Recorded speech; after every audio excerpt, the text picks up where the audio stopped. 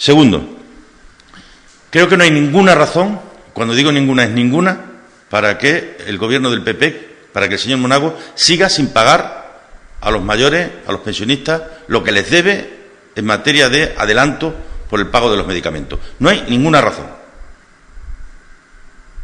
Hemos estado viendo, y ahora después lo diré, cómo han hecho publicidad en los últimos días en muchos medios de cuánto dinero tienen y de lo muchos que se gastan. Pues que les paguen a los mayores lo primero. Cuando uno tiene recursos, lo primero que tiene que hacer es llevarlos allí donde más necesarios son. Entonces no hay ninguna razón para que no se pague a los mayores, a los que a algunos de ellos se le pagó hasta septiembre del año pasado y no se ha vuelto a pagar a ninguno. Que a todos los pensionistas de Extremadura,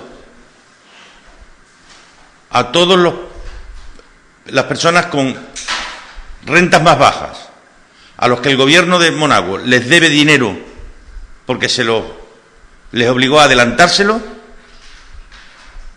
que les exonere de la parte fija de la tasa del agua hasta que se recuperen o hasta que recuperen todo lo que han puesto. Si no hace ni una cosa ni la otra, es decir, si ni les paga ni deja que se compensen en la tasa del agua, será directamente porque lo que quieren hacer es perjudicarles y perjudicar sus economías. Tanto termino, no hay absolutamente ninguna razón para que a fecha de hoy no hayan pagado las obligaciones que tienen con los pensionistas, con las pensionistas de Extremadura. Sería necesario que el gobierno de Monago tuviera un gesto, solo un gesto, para con los que más lo necesitan, en vez de estarse haciendo autobombo, propaganda y publicidad de lo mucho que tienen para ir repartiendo, pero olvidándose de aquellos que son los que más lo necesitan. Por tanto, una llamada de atención al gobierno para que, de una vez por todas, salde la deuda que tiene con la parte más débil de la sociedad.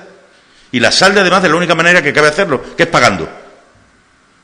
Pero si acaso, no pudiera, es muy sencillo que les diga que no paguen la tasa fija del agua durante un tiempo hasta que se compensen. Pero todo menos seguir engañando a la gente, porque me molesta mucho que no paguen, pero me molesta más las mentiras.